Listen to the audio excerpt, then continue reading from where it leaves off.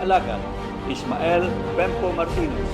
Diha sa akong kanunay pagpang-alagad sa atong katawhan, akong napalig-on ang mga programa o projects sa atong City Mayor, pinaagi sa pagpadali sa mga balaudnon, budget o mga ordinansa nga misuporta sa atong paspas nga paglamok.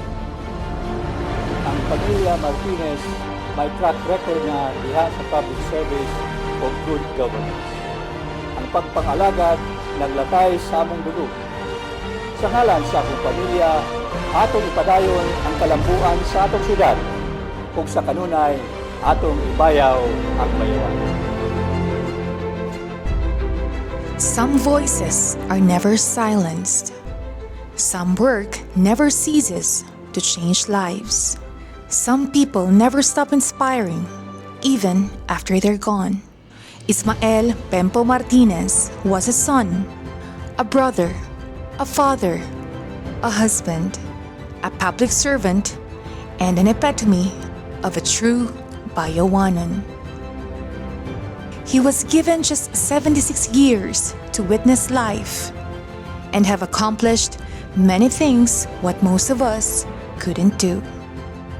Think about the day that dawns for children who are safer because of him, whose lives are fuller because of him. Think about the day that dawns for parents who rest easier and families who are freer because of him. Some folks may never know that their lives are better because of him. Even though he is no longer with us, every day he still inspires.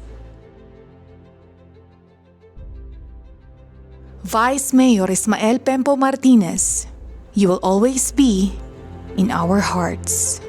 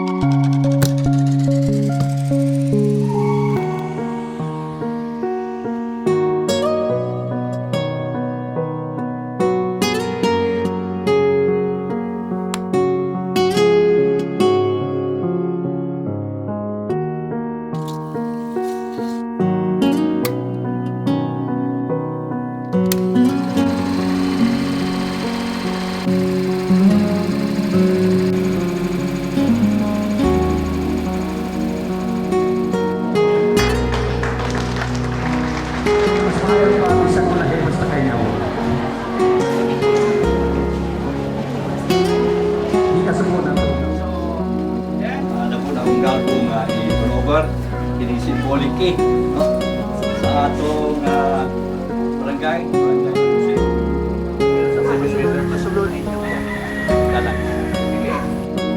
Tapos, no? Unya, we will be known as the only city in the entire lake. Okay, 1, 2, 3.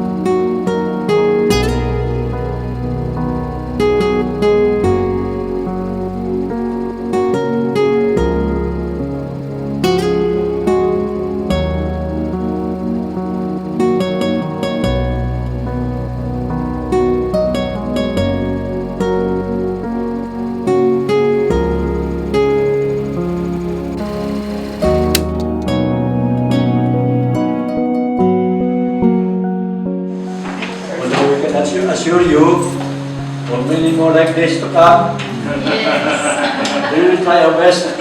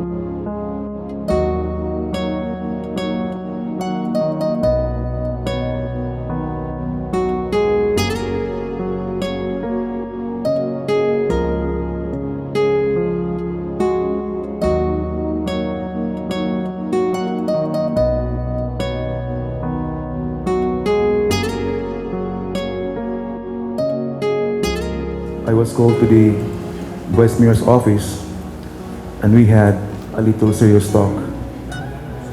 He asked me to prepare his message for that coming Monday morning program. He said that he owed everyone an explanation with his health problem and he was undergoing medical treatment. He prayed to get back to serve everyone as soon as he can. With this, the speech will be more on asking for our understanding and patience. Without saying it, I knew that would be somehow the last speech I'll be writing for him. Before I left, he said, "Nick, napa ko'y talagaan ni mo ha?" I think what he meant was that he was reminded of that expensive bottle of red wine he once promised me, or some gift he had in mind. Well, my reply was, "Sir, ako ang mas may talagaan pa nimo." He smiled, we shook hands, and that was indeed our last conversation. The very last one after 6 years. Looking back, what endeared me to Sir Pempo was his humility, his brand of humility. He's a good lawyer, an orator, statesman, in his own ways, but still he trusted what little ability I have with words. As his former assistant in the office, he even trusted me with some of his secrets and even his frustrations in the office. We had a bond. He was like a father to me. We even had conversations without words. And I did all I could to remain worthy of his trust. For a poor hacienda boy like me from Bais to have gained his confidence of the great Jose Ismael Pempo Martinez is truly something worth keeping and be thankful about. Sir Pempo, you are still an example to me. Despite your struggles, you did your part. You showed to us that public service demands the best from us, even in the most trying times. Most of all, you did even the simplest things with great love, humor, and the most profound joy, and we remain very, very grateful. Go in peace. Have no fear. Just follow the great light where it leads you to home, your real home, where there are no more sacrifices, no more pain, and no more moonless nights. Your journey has just begun. In my short stint with your office after I retired from Norso, like in any work of fiction, the irony is that it was some kind of reversal of intentions and roles that I, coming from the academe, been working in the legislature. Thank you, Vice. You've proven that senior citizens like us can still be useful in the world of work. Thank you, Vice, for believing in my capabilities that you alone has appreciated. That this rare opportunity you have afforded me is indeed a boon at this time of the pandemic that always keep up on our toes, literally and figuratively. Vice, you also know too that you have done much for Bayon City and its constituencies. It is quite unfortunate that time has taken its toll on your being. Your race against time is over, against all odds. You have traveled the road less taken, and now you have reached the end of your odyssey. You have arrived at the port, and a retinue of your people have gathered this morning to welcome you to your place to be, Bayawan City. As for us, you have left behind with pledge and promise that we shall do more. Goodbye, Vice Mayor Pempo, until we meet again. For friends, there is always a time to see each other again, and it's beautiful. This would be the last of my oratory for you, Vice. Rest in peace. Wala po kasalang tawag ng Vice. Mostly, ang akong tawag niya is Mayor o Sir. Because I've been serving him during the time that he is still. Although, short pa yung time na nag-abot ni Mayor Pempo, but during the time, 1 year and 8 months, nagtan tayo may tabok sa baliw. Nagis ko sa kina. Pag-doon na ko niya, simple ay tuwag sa kuha. Usman, siya ko niya pa. Sir, hindi ko ba sa'yo? Naman, inanak siya ng Mr. Before. So my expectation is isog siya, strict to siya. Na isog siya doon. So, to cut the story short, kitagaan mo po iyak ng isa kayo. Nakalapa ako sa bukid. October, assigned the planning office during the time as a statistician. So, we met Mayor Pempo, and dito na ako na-realize na katong ako ang nakita niya at first instance na stricto siya, isog siya, o lisod siya daulan lahing niya. Stricto siya sa mabutang na dili ikaayo sa katibukan. Isog siya kung ang imong tuyo dili maayo para sa kalangguan. Lisod doolon o lisod huyoon kung ang imong tuyo dili kauyunan sa kadaghanan. In fact, for me, Mayor Pempo is like a father to me, a great leader. Nga naman, he's a father to me because he ensured the welfare of his people. A great leader. Nga naman nakaingon ko nga he is a great leader. Being a mayor for 1 year and 8 months is not a joke. Allow me to show to you some of his achievements during his time. The transformation of our city plaza happened during his time. Nagindot na tayo ang ato ang city plaza karon. 2014, nga nagahitagong ang bayuan ug dako kayo ng flood. That was the time na he developed the local flood early warning system. The first PPP coup in Negros Oriental adopted in Bayuan City. The first design and build scheme under RE 9184 done in Bayuan City. Ang kanang plaza maoy mismo na kaning konkreto na example sa DBC. Although he is a lawyer, but he is into information technology. Ingon siya, atong i-automate ang atong mga processes po sa Taiwan. Ang usa sa iyang focus is the legislative information system. Unang paglingkod niya balik as vice mayor, set up na yung guys. Iyang corona as mayor to Mayor Henry as the new mayor. It happened June 30, 2016. Kung karon makita ninyo, makasuloy mo sa Villarreal, adunay bago diha, guwapo mo cemetery. The expansion of our public cemetery. The dredging project na karon ato pang ipadayon. That's why I consider this man as a father to me and a great leader. Because of his love to the Bayawanos, his miserable that really make sure that Bayawanos will be self-sufficient, resilient, and reach its greater heights. Sir, we really miss you. You're always in our hearts. Maayong pagkain. Bayawan City lost another beloved son and a great leader.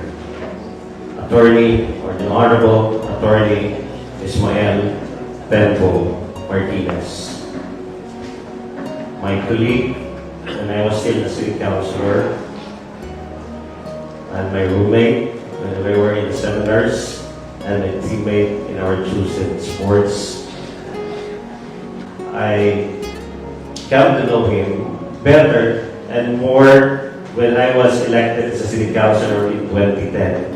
Although at the start, we are not in the same party, but in just a few months, I was with the party and we became closer to each other after that and until 2019. So 9 years we were together as city councilor, and I can see ako yung nakita na Tito Pempo, yes, Gidon said, mao po lang ako ang pananaw sugod na stricto yun si Tito Pempo.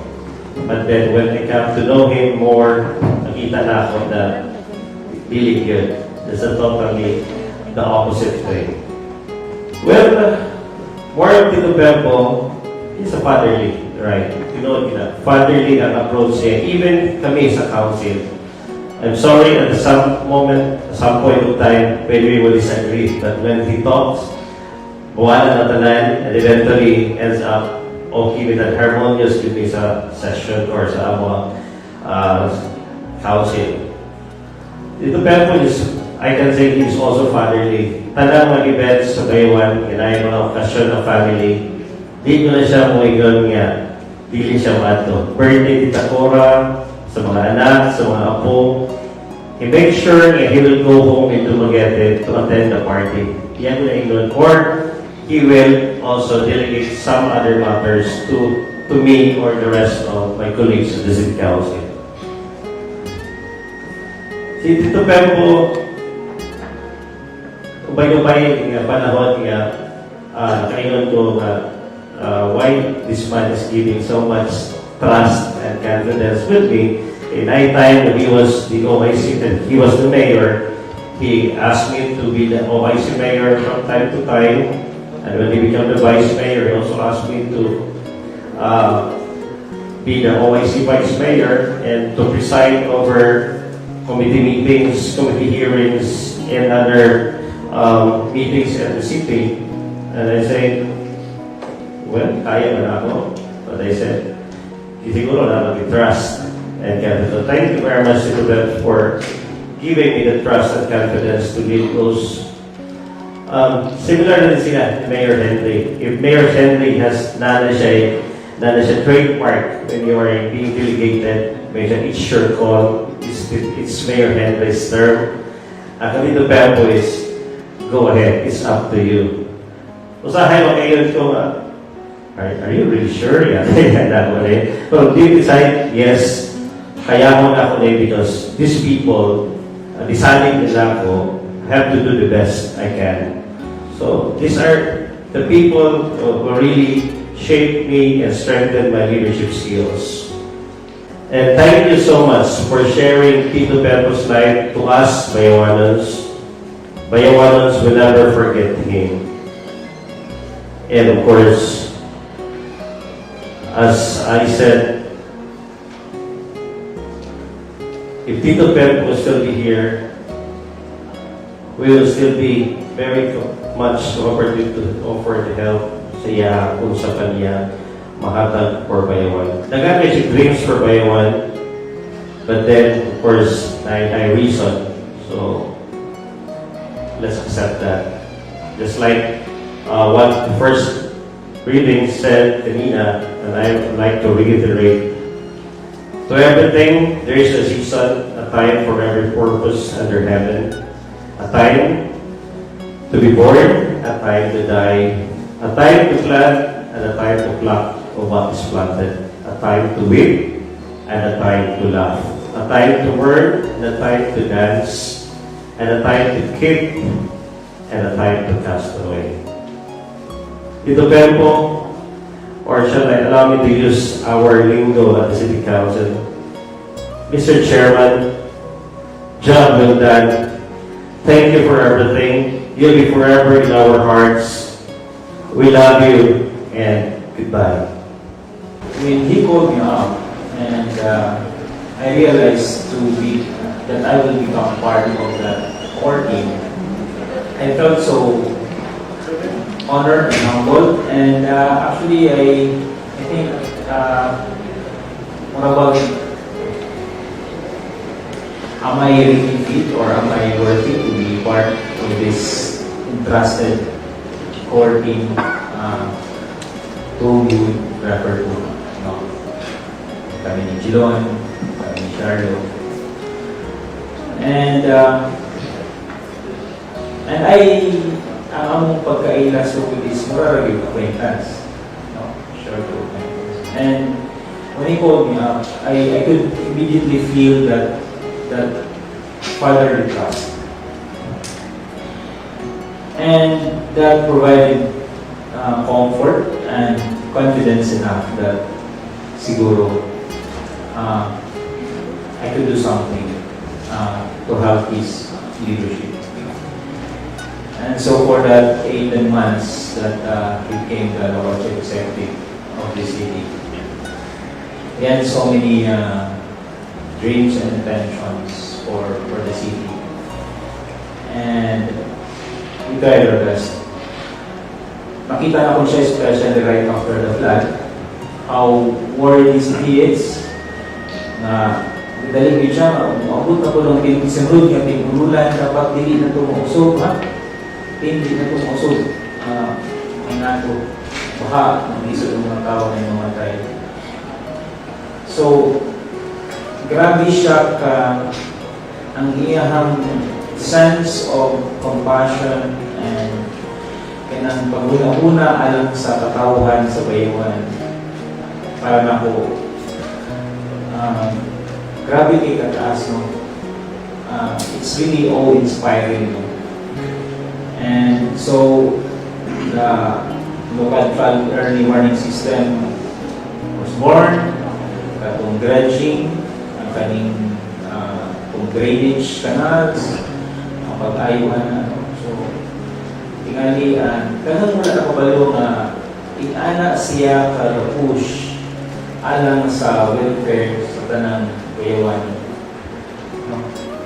So, he is really a great leader, worthy of emulation. And as a public servant, kanunay kong ma-inspired na inana. And one thing I think I would miss with you, sir, is your random calls.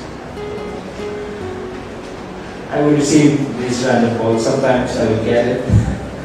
Masahay mo, miss na calls sa bando, silent ko na ako. Then I will try to get on a team and ask.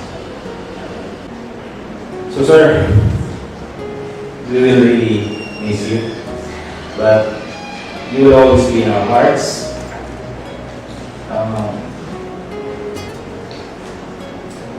Punta, nagpo kahit ang istoryahan. But, yeah, I think you have lived life well, fully, that, and you have really shared lots of yourself in us. And thank you so much for that, for the Martinez family. Thank you so much. We are so in gratitude for sharing Sir Pempo to us, to be part of this bigger family, the Bayawan City family, the LG family. And I think we cannot thank you enough. Sir, your legacy will be forever carried in our hearts. Journey well until we meet again. He is one who consistently show his being a fatherland. Like, I remember when we were in Cebu, that was I think the first time na siya ang mayor, and we had our ELs. And we were left behind by the book because we have to settle the bills of the city. And when he went down from the room, he saw us. And when he saw us, both of us, the person and myself, he said, "Oh, pwede ka mo?" And kami, "Yes, Mayor, we're still trying to settle the bill without them." He said, "Oh, kung sa isakyan ninyo?" Because the group has already left. He said, "No, don't worry, Mayor, we can manage. You just find our way going to the group." "Oh, no. Was looking for the driver." And I said, "I'll instruct him to bring you to where you're supposed to go." "No, Mayor, don't worry. You are ready to..." No. Ana si Mayor. We see in him that character na dili siya ganahan niya ang iyang mga tao, iya pabayaan. Even in our travels, kami ni Sharlo, we were in Coronadal. Even anywhere we go, he would constantly check on his people. He would ask, nakakaon na mo? Are you okay? Asa na mo? Are you home already safely? And then that's the reason for us to be always constantly updating him on where we are so that he will not worry. Every time we leave the room or the hotel, we have to ask permission. Para lang may peace of mind siya, kaya ana siya. Lagi ka ginabantayan ba? No father gid siya. Nga dili siya mapahimutan kung wala siya kay baliw kung asa ang iyang mga bata. He is the one who would always live last in any situation. Maski magsakay ka sa car, uli siya magsaka. He will first see to it that everyone is already on board. That everybody is well. Ana si Mayor during that time. And most of us department heads noticed this one. He is a very highly respected man, which I believe he gained because he is also very respectful to us department heads and even to other employees alike. He is very approachable, I find him, and he is very consultative. He would always seek the opinion and comments on matters which he believed we know better, and in order that he can decide fairly. And I see him also as a loving husband and a caring father. For despite his busy schedule during our travel, he would find time. Or if time would restrict him from coming because of the meetings, he would direct any one of us to get him pakisalubong for Mount Cora. Magsilid nila siya, find me something for Cora, and then he would give us an idea what should it be like, kay ano ang ganahan ni Mount Cora. Ano siya ka-fruitful sa iyong family. And he would make calls just to check how his family are doing whenever he is away. And I know he is very responsible to the Martinez clan. To us department heads, the Honorable Vice Mayor had lived the life God had given him to the fullest. He was a public servant until his last breath. Just fitting the service falls under the civil service month celebration. Vice, though you left us, your LG family, the legacy that you have built will leave an imprint on us and to the society as a whole. We are thankful that in our lifetime, we have encountered you in our lives. And yes, you will always be in our hearts. Eternal rest grant unto Vice Mayor Ismael Pempo Martinez, O Lord, and let perpetual light shine upon him. May he rest in peace. Amen. They say that when life closes doors, another one opens. As I reflect on your life, Vice Mayor, and to the many things you have did for the Bayawans, I would always consider mine as the most important one and life-changing for me. Because when LGU literally shuts its door on me in 2013, you were the one who opened it once again for me in 2014 as your first appointee as the city mayor. Working with you as your HRMO was one of the greatest challenges that I have encountered in my life and life-changing as well.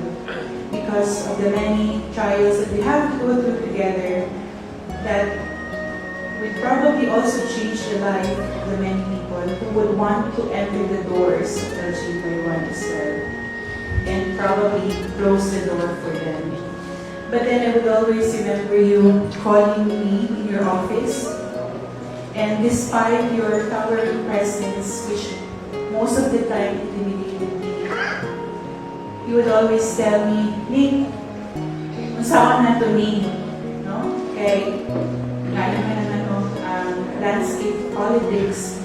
Sometimes we need to get some people out, but we also have to accept some people. Usaon na nato ni, kay dili ko ganahan na urban o kaldero ang atong mga empleyado. Akong ginan si Vice na, who was then mayor, mayor, nasa sayo yan. You always have the choice who to take on and who to accept and who to kaya mag-continue ang ilang employment. Then you will always tell me, okay, tangitaag paagi. Ingon siya na ko nga, sige, tanawang kung pila kadaghan ang pwede na itong maibalik o masulod. Kaya ganahan siya ko nga mahatagan o opportunity ang mga bayawan. So, me being not a pure bayawan, but of course I consider myself as a bayawan by heart by now, I made it a point to fulfill his desire to his people and of course his promise to provide livelihood to the people. On the last workshop we had, it was Municipalay, wherein it was the time na daw another transition might probably happen, and so he said na, I want you to condition the mindset of my people, so that they would take this as a challenge and not the end of the line for them. And so he said, my topic then was about positivity in life. And after that, he had a reflection. He said, you know what? I would like to believe that I really have a good keen eye on people. Look at Nika. And then I was really teary-eyed during that time because I never thought that he would still remember the time na siguro probably during that time he was a bit hesitant to take me in. Kaya nawala naman punta ko. But then to my surprise, after 2 months of applying for that position, gibutan jud ko niya. And after the last moment of his life, he made sure mabigyan ako ng break. And I'm really happy for that because the last time I saw him, he was the one who first congratulated me. Akong ginang-advise, wala pa mag-good. Yung siya, ay basta, pinahan ko na ako yung congratulate ko na niya. That was the time when I saw him in Sir Charles' residence.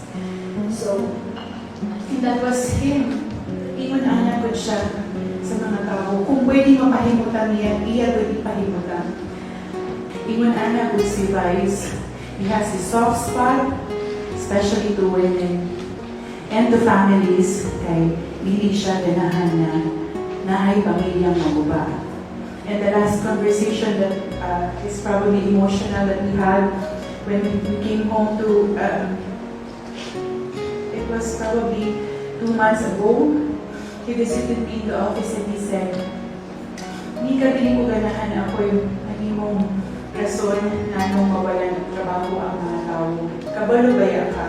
Ako ba yung sa loob?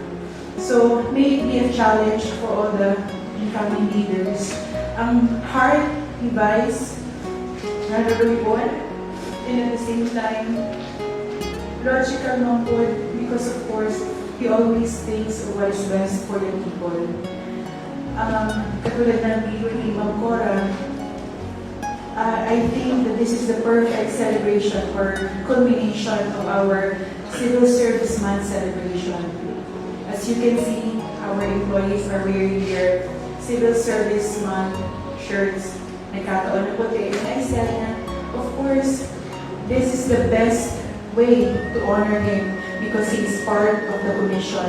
He is one of the greatest leaders that probably Bayawan had. And of course, before we honor other colleagues, let us honor our great father, our great leader, Vice Mayor Pempo Martinez.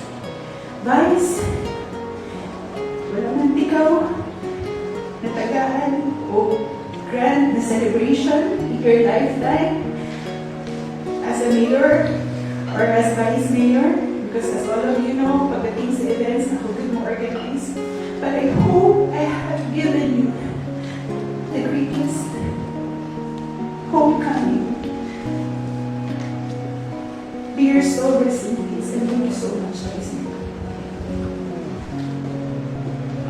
want you to know that you earned my highest respect during your term as Vice Mayor while I was a city councilor. You are a very good presiding officer. You listen and respect and treat like brothers all the city councilors and everybody. I remember on one special occasion, we talked about life, about our family, and our dreams for the future of Baywan City. I learned we have many things in common. We both like to play chess. We can also sing after some drinks. And on idle times, we also enjoy playing cards. Remembering the good times we were together, I will really miss you. Pempo, I believe you have done a good job in this world. You are a very good Vice Mayor, an ideal family man, a devoted husband, and a good friend to everyone. May your soul rest in peace. As time went by, I learned that, like my parents, what Tito Pempo was actually doing was teaching me. He was teaching me to be better. He was teaching me to be more knowledgeable about the system, about the process of being an employee of the city government. He was teaching me a lot of things. But the best thing about Tito that I could remember was that he was a parent. More so a father to me. In my time that I was serving under him, I never heard him be political. In all his decisions, it was always for the betterment of everybody. And true to that fact, secretaries of the former councilors from the opposite side or opposite party are still working under his office. So that was the kind of person that he was. He always tried for us to be better and taught us so much more from the experiences that he had. Of course, with the age difference that we had, there were so many things that he could have, that he could teach us or he was teaching us. Tito was, as they have mentioned, strict, but he also had a very soft heart. To my fellow colleagues and future Sangguniang members, it is my fervent hope that we do not forget all the things that he did to protect the sanctity of this institution. If you can remember, he was always protecting how the Sangguniang was depicted. He was looking at forward. My only consolation is that Tito left a strong and good legacy that is worth emulating. To me, it was not a legacy of all the programs and projects he started. It was none of those. It was a legacy of the many lives that he had touched and the many lives that he has changed because of his kind heart. Tito, thank you for all your advices and everything that you have taught me. I am very grateful for having served the people of Baywan City under your term. I was privileged to have met the Vice Mayor, then Attorney Pempo Martinez, come to me one time in the 1990s and hired me as his lawyer. Kaso ko sa Yuta, somewhere in Calumnian. My first impression was, this is a great man and a good man. Then we meet again in 2010. He was running for Vice Mayor. I was running for Councilor my second time around. And then until 2018, we were together in Sangguniang. Vice Mayor was not the same, but I can assure everybody that he was a good man. Ang Sangguniang, we try our best to do things legally, but sometimes there can be times na we can go sometimes outside the law. But again, Vice Mayor did that for Bayawan, and we did that in good faith.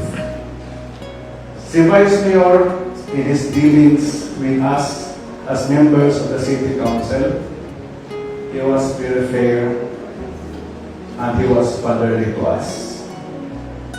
Ako siya i-consider father, a brother, and a friend. A father, kay kabalo ko, he wants everybody in the Sangguniang, in the City Council, na kung mo sa isote ni Mangkora, walay mambolilyaso. A brother and a friend, because once you have his loyalty, and once you have his word, that's it. Makasabi ka ni Vice. To the family, I can assure, isag namis Manila ni Vice, kasi na o asa ni kabalomi, palanggan niya yung pamilya. And he loves his wife dearly. We can assure you that. And we can assure Bayawan City that we have a very good man, we have a very good vice mayor, a very good mayor in the person of Mayor Pempo Martinez, and then Vice Mayor Pempo Martinez. But again, as I said, life is a journey. Kita tanan, maabot in kultuha. But again, I can assure, but if we live our life well, then really, tamang aso in the future. We are all visitors of this life. We are just traveling. Our real destination is another life entirely. So, Vice, good luck. Godspeed. Have a good travel till we meet again. After working together in the province, me as board member and Tito Pempo as the DSO head, Tito Pempo approached me sometime before 2010 and said that he wanted to go back to Bayawan, serve, and give back whatever he can as Bayawan has really helping me what he wants. Fast forward 2015, he approached me and said, Hen, there's a clamor for some groups in the city if you would like to join the Bayawan team. And I would like you to know that if that happens, don't worry about me because I'm a team player. Then I said, if that will happen, Tito, because I have other plans, I was supposed to leave abroad at the time. So if that will happen, how will you do things? Please discuss what your plans are and what your dreams are. And all of these things are now most of already in the reality. He said, let's build a hospital. Let's make sure that we interconnect all barangays with good roads. Let's build a sports center. Let's build the CCTV systems for security. Let's automate the processes. Let's build a farmer's market. And let's build a Yahis Square. That was why, as early as 2016, during his time,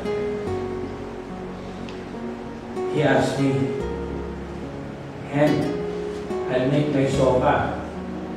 Can I promise this to our people? I said, don't worry, Tito. We can work together on this. I will make sure we will deliver. Nang hangyo na kung ninyo atong team, we have delivered most, but there are some of you that we have not.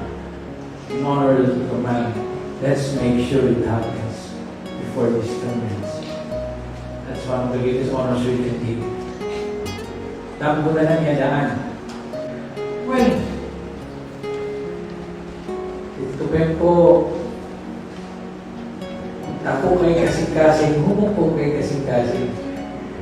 Dahil matandog, dahil malukoy, kumuto ng lugar, makita na yung galison, yung ikatulog, manawag, kung saan pagtabang, dahil butong mahila. Kay malukoy lagi. Inanalo ko ng iyahang nature. Two things I will never forget. Two occasions that I will never forget. Katong una, katong iyang mga tuloy. Hindi siya, naitagubayuan na nga niya ito na ako parilagang mayor. Ito ikaw ba yung mayor?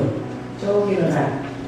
Dahil ang edad ko, bata pa ka, nanapa kayo mga connection sa Manila sa iyo kung kumusuan kung magamit na ito.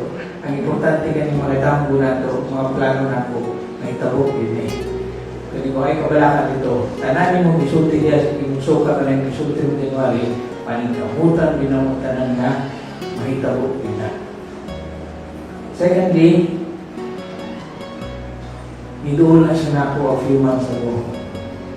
Siya. Pwede ka makita sa perfect hand, yan yung kurasa.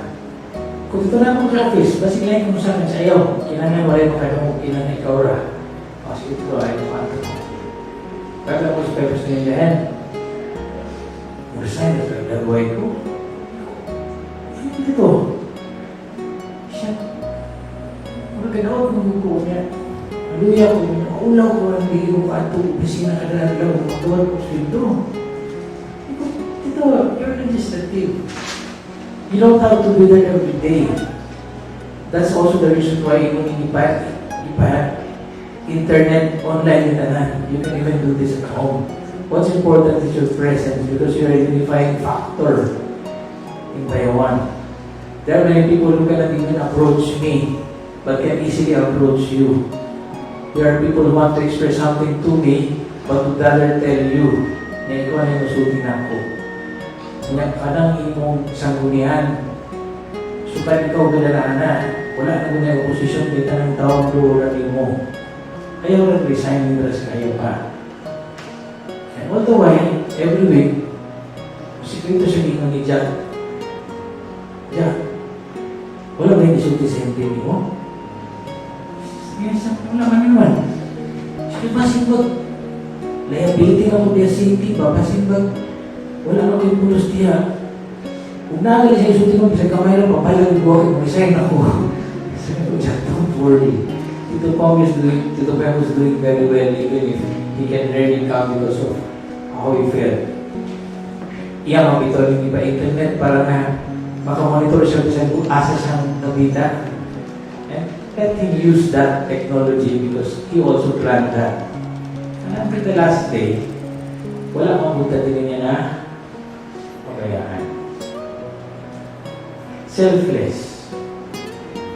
Kinailan ko mayunganon kamo may baluan ni. Kini nga may tabo. Makasulti ko ang selfless yung gawanin ni.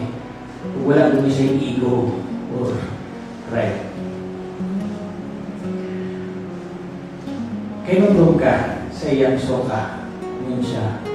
Atong ipadayon ng pagbayaw sa bayuhan. And that picked a lot of bayuhan. And after that, during the election campaign, he was always mentioning, ipayo ang bayuan. Hindi siya ako. And, buwag mo nga itong battle cry na ipayo ang bayuan. Kinuwi itong battle cry, ha? Kaya ang tao minahanip na niya.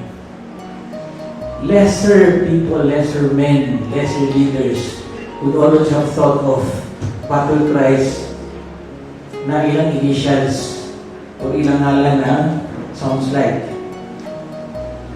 Ano kayo nakita Martinez o Pempo diya si Bayo ang Bayuan? Wala. Bayuan na yun. Because his goal was pure. improve Bayawan, make sure its people will have better lives, make sure the next generation will be taken care of. Kana ko usa ka utang nalayan ko dalang bayawan may balo. More than the plaza, more than all these buildings, more than all the plans that we implemented together, more than his dreams that were already now a reality. Kanang battle cry nato nga ibayaw ang bayawan. Kung dili na nato isinggit, pero ato gamon sa atong actions, then we are honoring naman. Ito, imong grupo, imong team na dito, kami mo commit. Abog ito tayo sa ubayaw ang bayawan.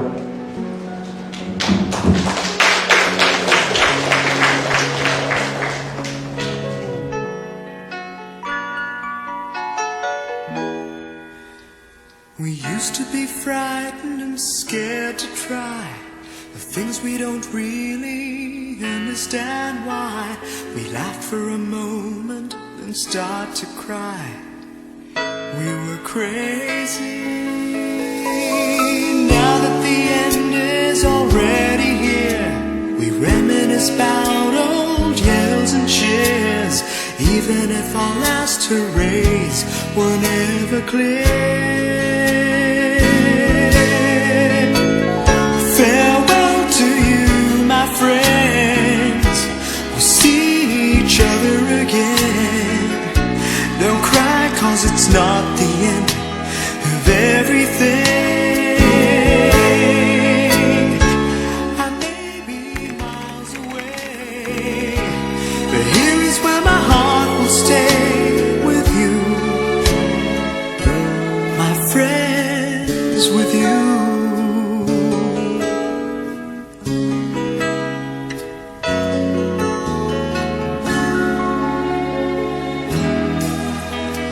Yesterday's a treasure, today is here. Tomorrow's on its way, the sky is clear. Thank you for the memories of all the laughters and tears. And not to mention our doubts and our fears, the hypertension we gave to our peers. It's really funny to look back after all of these years. Farewell to you, my friends. We'll see each other again. Don't worry, 'cause it's not the end of everything. I may be miles away, but here is where my heart will stay with you, my friends, with you. Farewell to you, my friends. We'll see each other again. Don't worry, 'cause it's not the end of everything. I may be oceans away, but here is where my heart will stay with you, my friends, with you.